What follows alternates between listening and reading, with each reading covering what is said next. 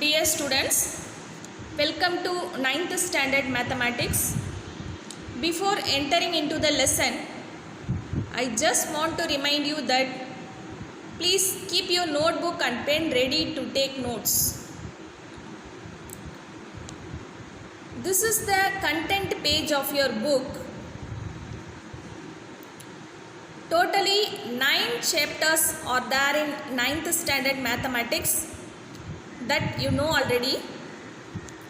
In that, the first chapter is set language. Last week we have seen about the types of sets part 1 in set language.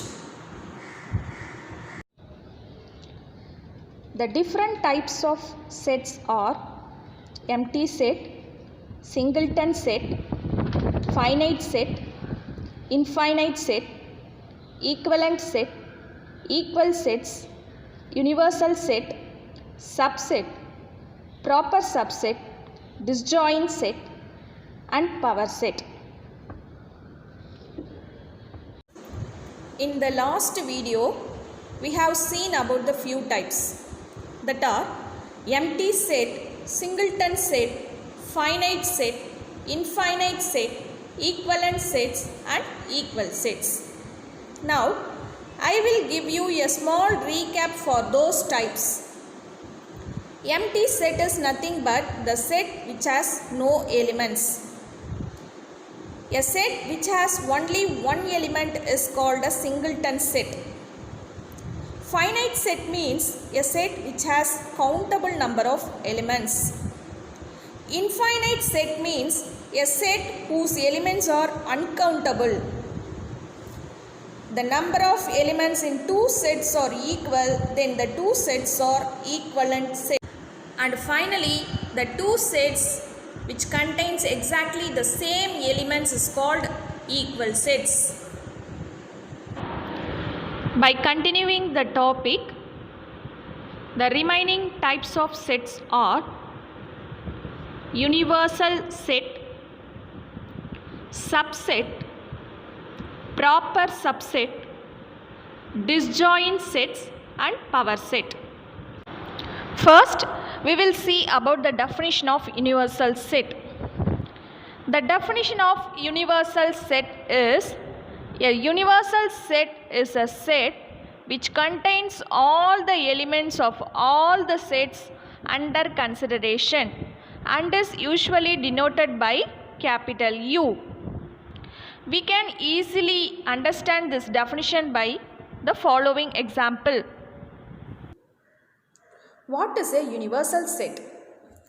The universe is something that pretty much contains everything you can think of. So, does that mean the universal set is a set that contains everything? Yes, it does. But it should be suitable. But what is suitable? Look at these three sets. Set A, which is the set of all x such that x is a student of class 5A. This set will have all students of class 5A as its elements. Similarly, let's set B, which is the set of all x such that x is a student of class 5B. And set C, which is the set of all x such that x is a student of class 5C. We assume there are just 3 sections of class 5.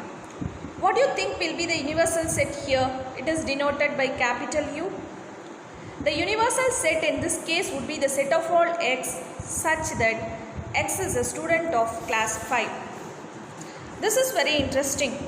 You could have said that the universal set is a set of all students in your school or set of all students in the world. But that would not be correct. The set of all students of class 5 is more suitable.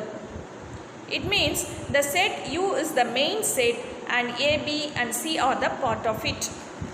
Every student of class 5 will surely be a part of the set of students of class 5. In mathematical terms, we can say that set A is proper subsets of the universal set. Remember, for A to be a proper subset of U, there has to be at least one element in U that is not present in A. Similarly, set B and C are also proper subsets of the universal set. So, all the sets under consideration should be a proper subsets of universal set. Here is another example. Consider the line segment AB, which looks like this. It has 2 points in between point P and point Q. Just like the previous example, consider 3 sets here. Let's say D is the set of all x such that x is a point on line segment AP. This set will contain every point that lies here in this range. Let E be the set of all x such that x is a point on the segment PQ, which is this region. Let F be a set of all x such that x is a point on segment QB. Now try and think of the universal set in this case. It's simple. It will be this entire segment AB. The universal set will be the set of all x such that x is a point on the line segment AB. And remember, every set under consideration will be a proper subset of the universal set.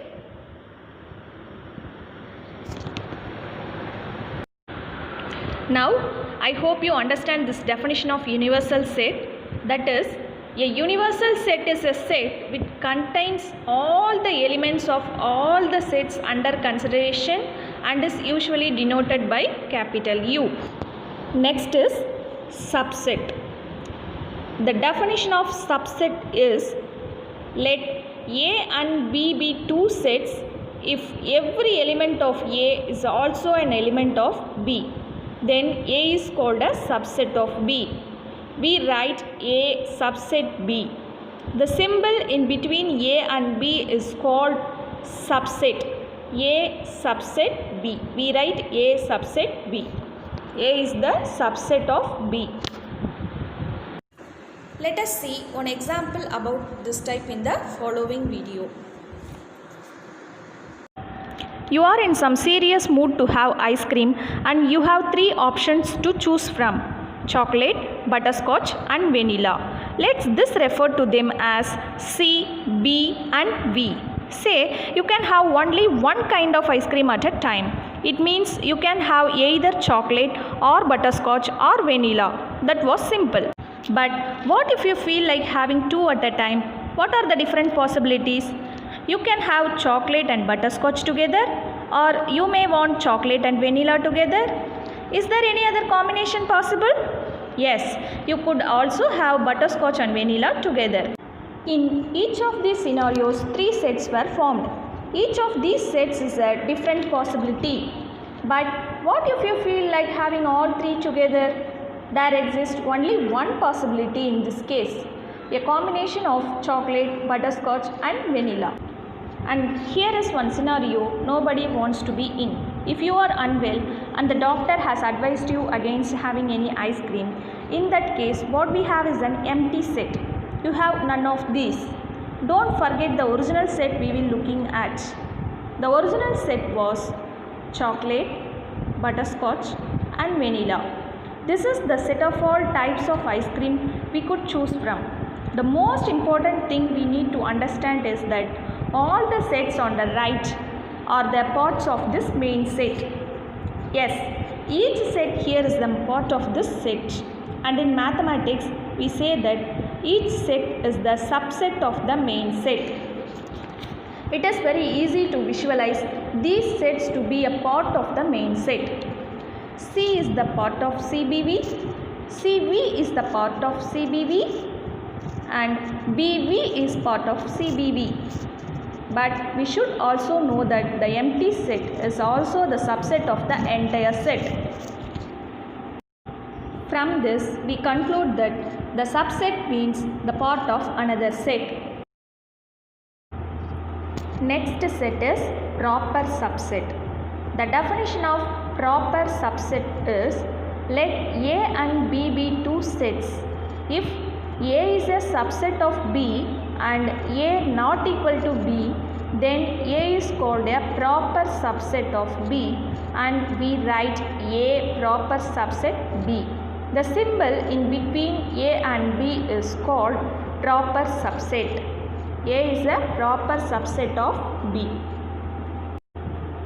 Let's see more about this type in the following video. We look at just two simple sets in this video. Set P, which has 1, 2 and 3 as its elements, and set Q, which has 1, 2, 3, 4 and 5 as its elements. Understand the elements well. This has 1, 2 and 3, and this one has 1, 2, 3, 4 and 5. This is the part of this, and that's why we say set P is a part of set Q. And we learnt in the previous video a part of also called subset. So we can say set P is a subset of set Q. Do we have a symbol to represent this? Yes, it's written like this. P is subset of Q. The letter U is slipping on this line. So when is P a subset of Q? Set P is a subset of Q when every element in P is also present in Q. Look at the elements. Every element in P also present in Q. But this statement raises a new query. Look at the elements in set C and set D. Set C has 4, 5 and 6 as its elements, and set D has 4, 6, 5 as its elements. Both the sets have the same elements, which makes them equal. But every element in set C is also present in set D. Based on the definition, we can say a set C is a subset of set D. It also tells us something more. It tells us that every set is a subset of itself. P is a subset of P, Q is a subset of Q, and so on. For some reasons, this is not mentally correct and will raise a new concept called proper subset. Look at sets P and Q. Set P is part of set Q, but there is at least one element in set Q which is not present in set P. We say that set P is a proper subset of set Q. This sign indicates proper subset. This tells us that all elements of P are present in set Q, but there is at least one element in set Q which is not present in P. We can see the elements 4 and 5 are not present in P. So that's the concept of proper subset. Next set is disjoint sets. Two sets A and B are said to be disjoint if they do not have common elements. In other words, A intersection B is equal to 5. Then A and B are said to be disjoint. Let us see more about this type in the following video. Disjoint and overlapping sets. Suppose three friends Fatima, Zainab and Aiza want to find out what hobbies they have in common. Fatima's set of hobbies includes reading books, playing Ludo and cooking. Zainab's set of hobbies includes playing badminton, football and watching TV. Aiza's set of hobbies includes playing cricket, reading books and playing Ludo in her spare time. Fatima and Aiza both like playing Ludo and reading books. We say that their sets of hobbies are overlapping. Fatima and Zainab do not have any hobbies in common. We say that their sets of hobbies are disjoint. Two sets A and B are said to be disjoint if they have no common elements. In other words, A intersection B is equal to empty set or null set. Let's work out another example. Suppose we are given these set of numbers. Set A contains the numbers 2 and 4 and set B contains the number 6 and 8. Since they have no common elements, their intersection is a null set. So these sets are disjoint. Now I hope you understand the definition of disjoint sets. That is, two sets A and B are said to be disjoint if they do not have common elements. In other words, A intersection B is equal to 5, then A and B are said to be disjoint. Students, this is the homework sums for you. Practice these sums in your notebook and submit it when school reopens.